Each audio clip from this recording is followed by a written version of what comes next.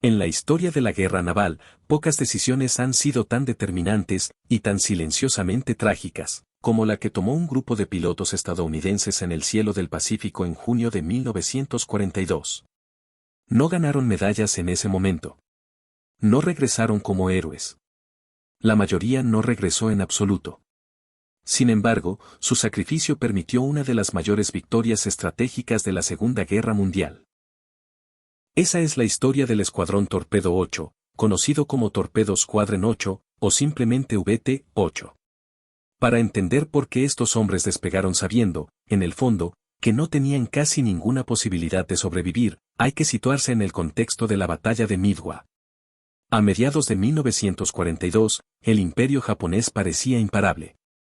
Tras el ataque a Pearl Harbor, Japón había conquistado rápidamente vastos territorios en el Pacífico y el sudeste asiático.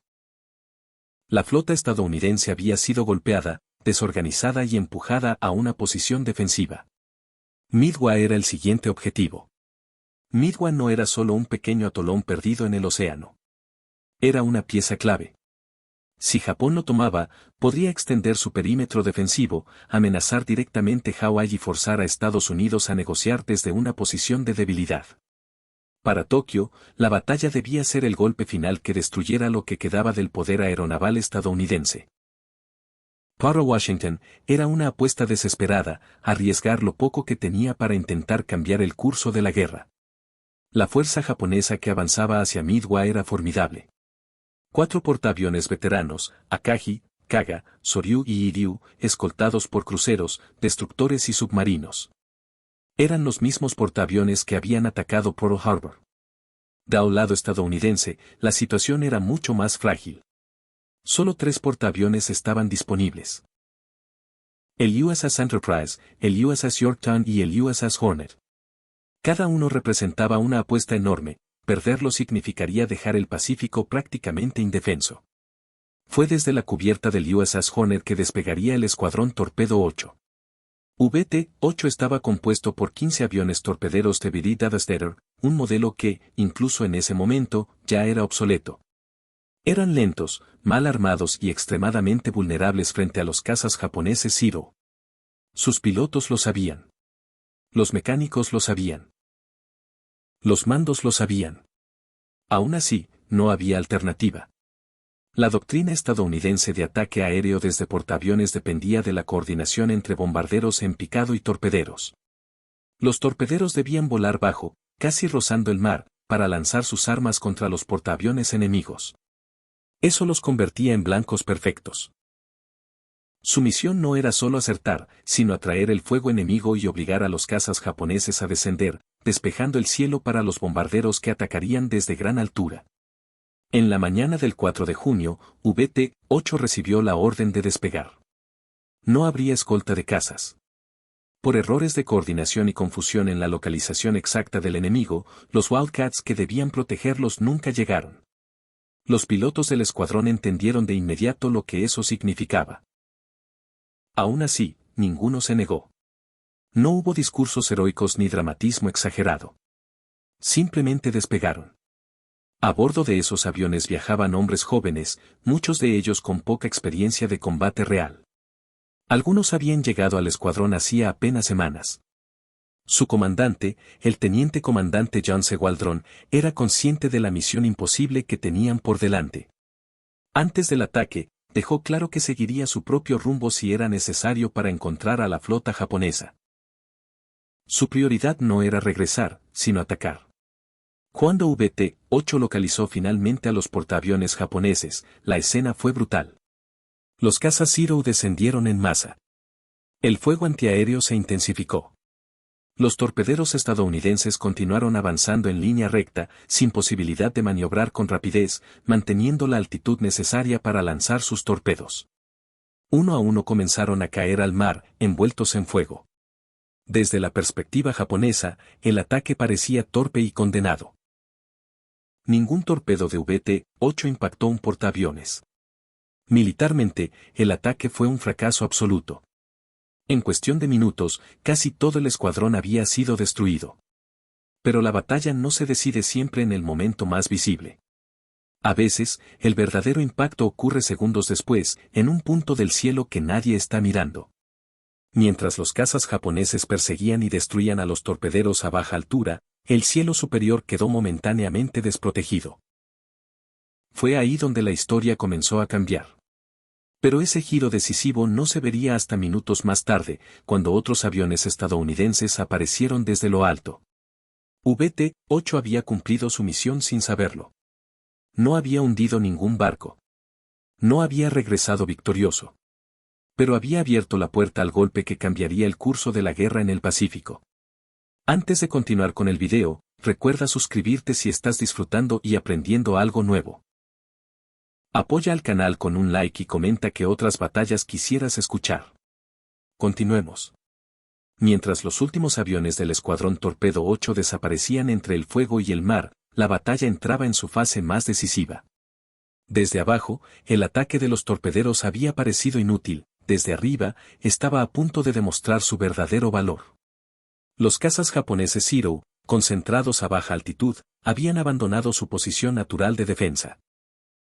El cielo, por primera vez desde el inicio del combate, quedó vulnerable. En ese momento crítico, los bombarderos en picado estadounidenses aparecieron casi de la nada. Procedían de los portaaviones USS Enterprise y USS Yorktown, volando a gran altura y con el combustible justo. Durante largos minutos habían buscado a la flota japonesa sin resultados claros, conscientes de que cada segundo reducía sus posibilidades de regresar.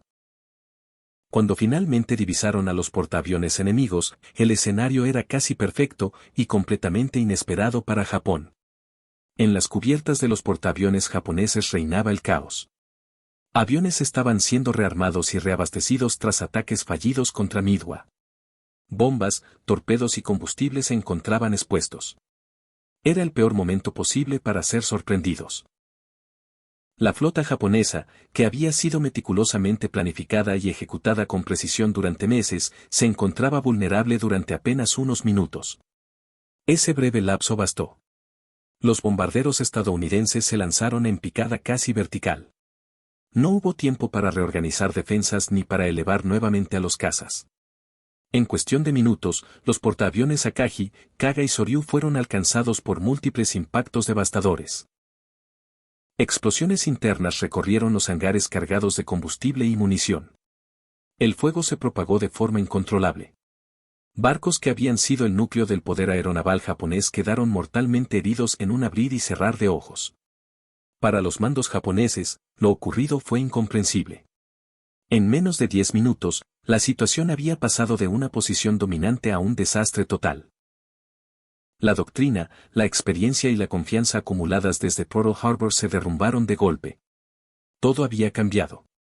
Y ese cambio se había iniciado, sin saberlo, con el sacrificio de los torpederos que habían atraído a los cazas hacia abajo. Aún quedaba un portaaviones japonés operativo, el Iryu. Desde allí se lanzaron contraataques desesperados que lograron dañar gravemente al USS Yorktown. Por un momento, pareció que Japón aún podía equilibrar la balanza. Sin embargo, la superioridad aérea estadounidense ya se había consolidado. Horas después, el Iryu también fue localizado y atacado. Al caer la tarde, los 4 portaaviones japoneses estaban fuera de combate. El impacto estratégico fue inmediato y profundo. Japón no solo había perdido barcos, había perdido pilotos veteranos, mecánicos especializados y una capacidad ofensiva que tardaría años en reconstruirse.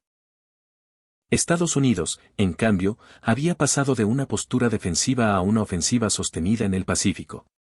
La guerra había cambiado de dirección. Y sin embargo, en medio de esa victoria monumental, había una ausencia imposible de ignorar. El Escuadrón Torpedo 8 prácticamente había dejado de existir. De los 15 aviones que despegaron, 14 fueron derribados. Solo un hombre sobrevivió. El alférez George G., quien logró permanecer oculto en el agua durante horas, observando cómo se desarrollaba la batalla a su alrededor. Desde el mar, fue testigo del triunfo que sus compañeros habían hecho posible con sus vidas. Para los altos mandos estadounidenses, el análisis posterior fue claro. El ataque de VT-8 no había sido un error inútil ni una simple tragedia. Había sido un sacrificio táctico que permitió el golpe decisivo. Sin esa distracción, sin ese descenso masivo de los cazas japoneses, los bombarderos en picado probablemente habrían sido interceptados. La historia habría sido muy distinta. Midway se consolidó así como el punto de inflexión de la guerra en el Pacífico dentro de la Segunda Guerra Mundial. Pero ese punto de inflexión no se construyó solo con victorias visibles, sino con decisiones desesperadas tomadas por hombres que sabían que no regresarían. VT-8 no ganó la batalla en los registros oficiales de hundimientos, pero la ganó en el plano estratégico más profundo. El sacrificio del Escuadrón Torpedo 8 dejó una lección dura y permanente sobre la guerra moderna: no siempre vencen quienes sobreviven al combate, sino quienes crean las condiciones para que otros lo ganen. En Midway, la historia cambió de rumbo en cuestión de minutos, pero ese cambio fue pagado con vidas que nunca regresaron al portaaviones Hornet. Cuando el humo se disipó y el océano volvió a una calma engañosa, la magnitud real de lo ocurrido en Midway comenzó a hacerse evidente. Para Estados Unidos, la batalla había sido una victoria decisiva. Para Japón, una catástrofe estratégica. Pero para el Escuadrón Torpedo 8, el final no fue un triunfo ni una retirada ordenada, sino un silencio absoluto. El USS Hornet recuperó a sus aviones horas después, y la cubierta quedó casi vacía. Los hombres de VT-8 no regresaron. El único sobreviviente del escuadrón, el alférez George G., flotó durante horas entre restos de aviones, combustible y cuerpos. Desde el agua observó cómo los portaaviones japoneses ardían y se hundían uno tras otro. Aquella imagen, vista desde la superficie del mar, resumía la paradoja de Midway, una victoria gigantesca nacida del sacrificio invisible de quienes no vivirían para verla. Gay no celebró. Permaneció oculto, consciente de que cualquier movimiento podía significar su muerte, mientras la historia se decidía a pocos kilómetros. En los días posteriores, el análisis militar comenzó a reconstruir lo sucedido. Los informes dejaron claro que el ataque de los torpederos había sido tácticamente ineficaz en términos inmediatos. Ningún impacto, ninguna pérdida directa infligida al enemigo. Sin embargo, al superponer tiempos, altitudes y movimientos, emergió la verdad incómoda. Sin el ataque de VT-8, y de otros escuadrones de torpedos que también fueron diezmados, los bombarderos en picado jamás habrían encontrado a la flota japonesa en un momento tan vulnerable. La conclusión fue dura y clara. Aquellos hombres no habían fallado. Habían sido enviados a cumplir una misión que exigía sacrificio extremo para generar una oportunidad mínima. Y esa oportunidad fue aprovechada. Midway se convirtió, desde entonces, en el ejemplo clásico de cómo la guerra moderna no siempre premia el éxito inmediato, sino la creación de condiciones favorables, aun cuando el costo humano sea devastador. Para la Marina estadounidense, el impacto doctrinal fue profundo. Se aceleró el reemplazo de aviones obsoletos, se revisaron tácticas de escolta y coordinación aérea, y se reconoció abiertamente que la valentía no podía seguir compensando deficiencias técnicas. VT-8 había demostrado el límite de la entrega humana frente a la superioridad material del enemigo.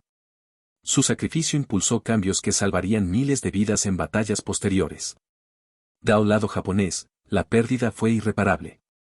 Midway no solo significó la destrucción de 4 portaaviones, significó la desaparición de una generación de pilotos altamente entrenados. Japón nunca volvería a recuperar la iniciativa estratégica en el Pacífico. A partir de ese momento, la guerra se transformó en una lucha defensiva prolongada, cada vez más costosa y desesperada. Con el paso del tiempo, el nombre del Escuadrón Torpedo 8 fue adquiriendo un peso simbólico que superó los registros oficiales. No se les recuerda por hundimientos ni por victorias visibles, sino por haber aceptado una misión sabiendo que la probabilidad de supervivencia era mínima. En la historia militar, pocos episodios ilustran de forma tan cruda la distancia entre el éxito estratégico y el destino individual de los combatientes. En el contexto más amplio de la Segunda Guerra Mundial, Midway marcó el inicio del retroceso japonés y el ascenso sostenido de Estados Unidos en el Pacífico. Pero ese giro no fue automático ni limpio. Fue el resultado de decisiones humanas tomadas bajo presión extrema, donde algunos hombres fueron enviados a cumplir un papel que no incluía regresar. VT-8 representa una verdad incómoda de la guerra: a veces, quienes cambian el curso de la historia no viven para ser parte de ella. Su legado no está en monumentos grandiosos ni en desfiles de victoria, sino en el instante preciso en que el cielo quedó despejado, los cazas descendieron y los bombarderos aparecieron desde lo alto. Ese instante duró apenas unos minutos. Bastó. Así terminó la historia del Escuadrón Torpedo 8. No como una unidad victoriosa, sino como un sacrificio consciente que alteró el equilibrio de una guerra mundial. Murieron para cambiar la guerra, y lo lograron. No regresaron al portaaviones Hornet, pero su ausencia marcó el comienzo del fin del dominio japonés en el Pacífico. En Medway, la historia avanzó sobre alas que nunca volvieron a tocar cubierta. Gracias por llegar hasta el final del video. Si te gustó no olvides suscribirte para apoyar al canal y continuar con más batallas olvidadas. Hasta el siguiente video.